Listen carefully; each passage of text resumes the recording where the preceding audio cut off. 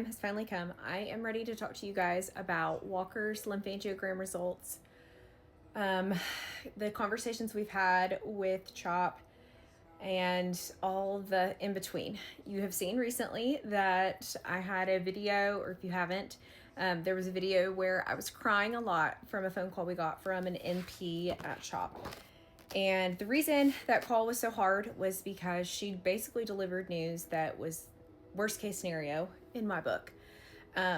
She essentially said that after the lymphangiogram, they looked at all the images and they decided that they did not see anything lymphatically wrong, basically, with Walker at all, which was really confusing to me because that was not my understanding, was because the lymph nodes were abnormally shaped and small, and that he was missing a thoracic duct, which is just but they were saying that his body compensated, and that was a great thing, and that because of that they didn't see any abnormalities with his lymph nodes or his lymphatic system, the way it drained, because it accommodated. But that was my biggest fear in general, because I was scared that basically we'd have to start over and that they would all stop working with us.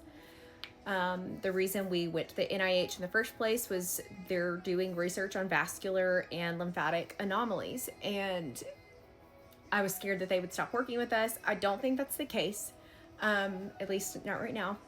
But that was like one of the reasons as to why I was nervous, that we would have to start over. And the question now is, are we having to start over? Well, I don't know, actually. I don't know the answer to that. We did finally get on a phone call with CHOP, one of their doctors, to discuss this, because the NP was super sweet and I really loved her, but I was like, she shouldn't be communicating this information because we have a lot of questions. So let's get on a call with the doctor. So we did.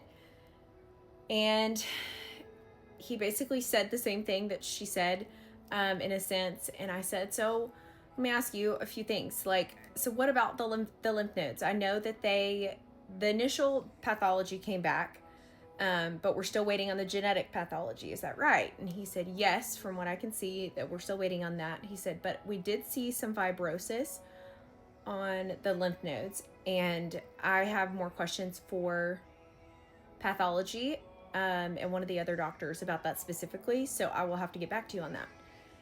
He said, but they're flowing through normally. The lymphatic fluid is still flowing through them normally.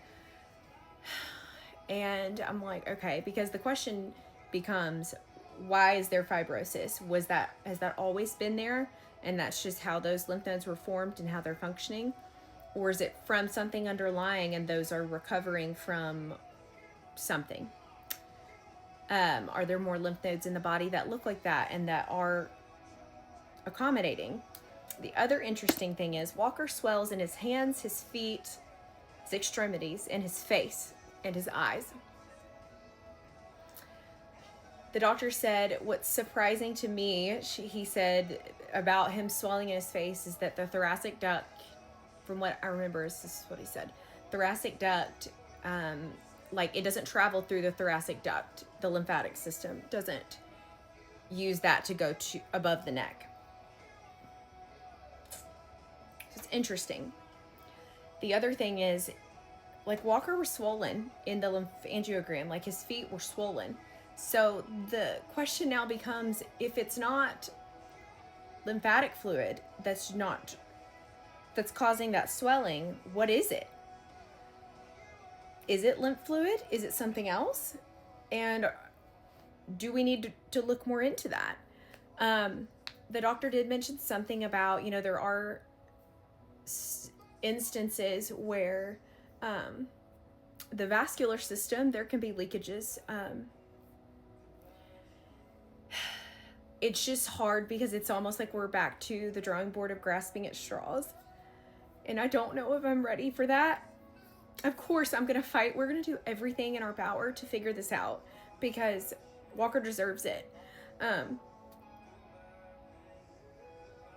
There are things that we can just like live and let be. Like some of his symptoms, like we can live with it. We can figure it out.